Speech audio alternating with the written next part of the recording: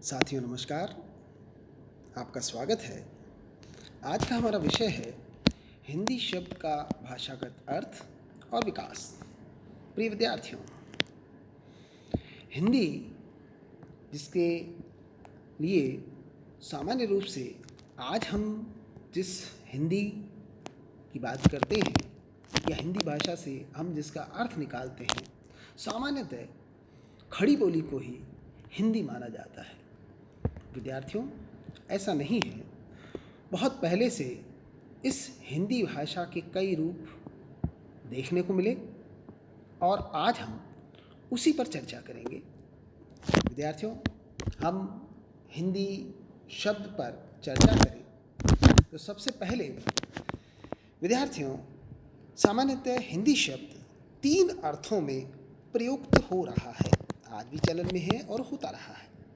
ये तीनों अर्थ डॉक्टर भोलानाथ तिवारी ने अपनी रचना हिंदी भाषा में इस प्रकार दिए हैं। सबसे पहले हिंदी प्रदेश में बोली जाने वाली 17 भाषाओं का द्योतक। विद्यार्थियों, हिंदी शब्द अपने विस्तृततम अर्थ में हिंदी प्रदेश में बोली जाने वाली 17 भाषाओं का द्योतक है। हिंदी साहित्य के इतिहास में हिंदी शब्द का प्रयोग इसी अर्थ में होता है, जहाँ ब्रज, अवधी, डिंगल, मैथिली, खड़ी बोली आदि प्राय सभी में लिखित साहित्य का विवेचन हिंदी के अंतर्गत किया जाता है। विद्यार्थियों, आप जानते हैं कि हमारे हिंदी साहित्य के प्रमुख कवियों में मीराबाई भी है, जिनकी भाषा राजस्थानी है,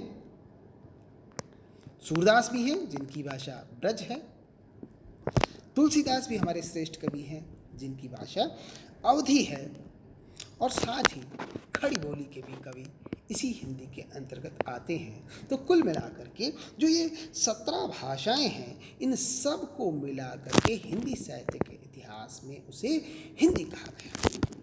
दूसरा मत हम देखें तो पश्चिमी हिंदी और पूर्वी हिंदी। विद्यार्थियों, भाषा विज्ञान में प्राय पश्चिमी हिंदी और पूर्वी हिंदी को ही हिंदी मानते रहे हैं। इस संदर्भ में डॉक्टर ग्रियर्सन ने इसी आधार पर हिंदी प्रदेश की उपभाषाओं को राजस्थानी, पहाड़ी, बिहारी कहा था, जिनमें हिंदी शब्द का प्रयोग नहीं है, किंतु अन्य दो को हिंदी मानने के कारण एक को पश्चिमी हिंदी तथा दूसरी को पूर्वी हिंदी नाम दिया था। इस प्रकार इस अर्थ में हिंदी 8 बोलियां कौन कौन सी? ब्रज, खड़ी बोली, बुंदेली, हरियाणवी, कन्नौजी, अवधी, बघेली और छत्तीसगढ़ी, इन 8 बोलियों का सामूहिक नाम ही हिंदी है। ये दूसरा मत है। विद्यार्थियों, इसी तरह से तीसरा अर्थ खड़ी बोली हिंदी। विद्यार्थियों, हिंदी शब्द का सबसे संकुचित जो अर्थ है वो है खड़ी बोली हिंदी, जो आज हिंदी प्रदेशों की सरकारी भाषा है, पूरे भारत की राजभाषा है। समाचार पत्रों, फिल्मों, नाटकों, टीवी आदि में जिसका प्रयोग होता है तथा जो हिंदी प्रदेश के शिक्षा का माध्यम है और जिसे परिनिष्ठित हिंदी या मानक हिंदी आदि नामों से भी पुकारा जाता है। उर्दू भी इसी हिंदी का एक शैलीय रूपांतरण है। विद्यार्थियों, अधिकांशतः और सामान्य रूप में इसे ही वर्तमान में हिंदी माना जाता है। जैसा कि मैंने विस्तार के साथ बताया, मैं जो बोल रहा हूँ, आप जो सुन रहे हैं, जो किताबों में या अखबारों में या जहाँ पर भी, नाटकों में, फिल्मों में, आजकल हिंदी का मतलब यही खड़ी बोली हिंदी है। इस प्रकार इसके ये 3 रूप हैं जो प्रारंभ से आज तक चलन में रहे। विद्यार्थियों, हम इससे आगे बढ़ें तो हिंदी शब्द के भाषागत अर्थ के विकास की स्थिति क्या है, इसका विकास कैसे हुआ। विद्यार्थियों, हम वापस आए डॉक्टर भोलानाथ तिवारी, जो बड़े भाषा वैज्ञानिक रहे हैं, भोलानाथ तिवारी ने हिंदी शब्द के भाषागत अर्थ के विकास की स्थिति को निम्नलिखित 4 भागों में विभाजित किया है। ज़बान हिंद से लेकर हिंदुस्तानी भाषा तक हम कैसे पहुँचे, इस क्रम को उन्होंने अपने भाषा विज्ञान में समझाने का प्रयास किया। सबसे पहले ज़बान हिंद। विद्यार्थियों, अपने विकास के प्रथम काल में यह शब्द विदेश में था और विशेषण मतलब ज़बान हिंद या संज्ञा हिंदी, हिंद के लोग हिंदी या हिंद की ज़बान ज़बान हिंद के रूप में भारतीय भाषाओं के लिए प्रयुक्त हो रहा था। विद्यार्थियों, आप जानते हैं कि यहाँ से बाहर से आक्रांता जो भी आए वो सिंध प्रदेश से आए और वो सिंध का उच्चारण हिंद करते थे। हिंद और हिंद में रहने वाले हिंदू और उनकी भाषा हिंदी, और अगर इसे दूसरे रूप में कहा जाए तो ज़बान हिंद। ये ज़बान हिंद शब्द का विकास की स्थिति है प्रारंभिक। दूसरा काल जो समय हम देखते हैं उसमें हिंदवी शब्द का प्रयोग हुआ। दूसरा काल वह है जब हिंदी शब्द भारत में आया और अमीर खुसरो अलाउद्दीन के समय के जो हमारे पहले खड़ी बोली हिंदी के कवि हैं, अमीर खुसरो के समय के आसपास हिंदवी के प्रयोग में आने के बाद मुसलमानों को हिंदवी के लिए मतलब हिंदवी से उनको मतलब था हिंदुओं की नहीं, प्रयुक्त होने लगा यह शब्द। अतः दूसरा शब्द हिंदवी। अब हम इससे आगे बढ़े तीसरी कड़ी में, और वह हिंदुस्तान।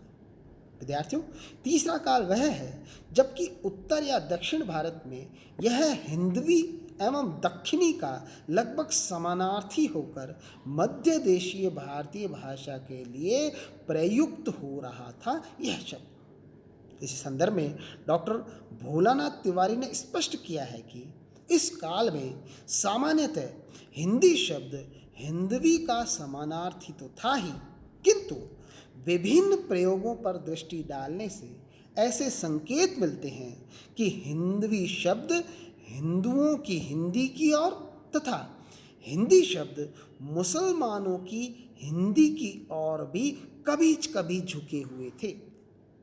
हिंदू अपनी भाषा के लिए अतिरिक्त कभी कभी यदि प्रयोग करते थे तो प्राय हिंदवी का। इस काल के अंत में हिंदी नाम अपने में उर्दू, रेख्ता, दक्षिणी या हिंदुस्तानी आदि को भी समाहित किए हुए था।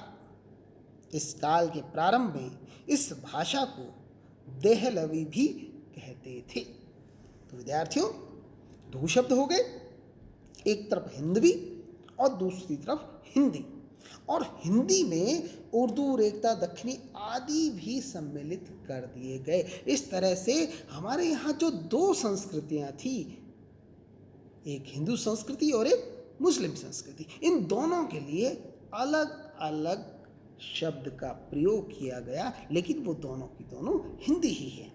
एक शुद्ध संस्कृतनिष्ठ हिंदी है और दूसरी अरबी, फारसी और तुर्की के शब्द मिली हुई, जिसे हम उर्दू का भी कह सकते हैं, उसका स्वरूप देखने को मिलता है। विद्यार्थियों, अब अगले रूप में हम आए हिंदुस्तानी भाषा। बहुत लंबे समय तक इस भाषा को हिंदुस्तानी भाषा कहा गया। विद्यार्थियों, हिंदी शब्द के भाषाई अर्थ से संबंधित चौथा काल 1800 ईस्वी के बाद का है। हमारे यहाँ जो गदर हुआ, जो क्रांति हुई के समय तक हिंदी शब्द का प्रयोग प्राय पूर्व में जो हमने बातें कही है उसी अर्थ में ही मिलता है। यों अपवाद के रूप में कहीं कहीं उसका प्रयोग भाषाई अर्थ में भी मिलता है।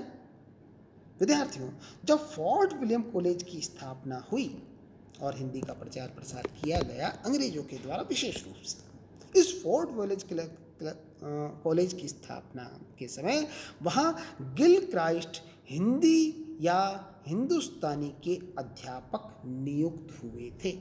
ध्यान दीजिए, कौन? गिलक्राइस्ट, ये उसके अध्यापक नियुक्त हुए। तब हिंदी का प्रयोग हिंदुस्तानी भाषा के अर्थ में किया गया। इसकी लिपि देवनागरी थी तथा इसका शब्द समूह संस्कृत की ओर झुका हुआ था। विद्यार्थियों, हिंदी नाम आज भी इसी अर्थ में प्रयुक्त हो रहा है। जो मैंने बताया, फोर्ट विलियम कॉलेज की स्थापना हुई और हिंदी के प्रचार प्रसार की विशेष जिम्मेदारी फोर्ट विलियम कॉलेज के प्राध्यापकों को दी गई और उस समय उन्होंने जिसे हिंदुस्तानी भाषा कहा, जिसे हिंदी भाषा कहा, वह संस्कृत के बहुत करीब थी। क्योंकि मैं इससे पहले हिंदुस्तानी के संदर्भ में क्या आया हूँ कि वहाँ हिंदवी और हिंदुस्तानी में फ़र्क था। हिंदवी हिंदुओं की भाषा और हिंदी जो उर्दू या यूँ कहे कि अरबी, फारसी, तुर्की के शब्दों को समाहित किए हुए थे। तो अब भाषा की एक वह हिंदी जो संस्कृतनिष्ठ है और दूसरी वह हिंदी जो उर्दू के बहुत करीब है। विद्यार्थियों, ये हिंदी का प्रारंभिक सामान्य परिचय मैंने आपको दिया। आगे हम जब भी इस पर चर्चा करेंगे तो हिंदी भाषा के विकास को और भी विस्तार से समझने का प्रयास करेंगे।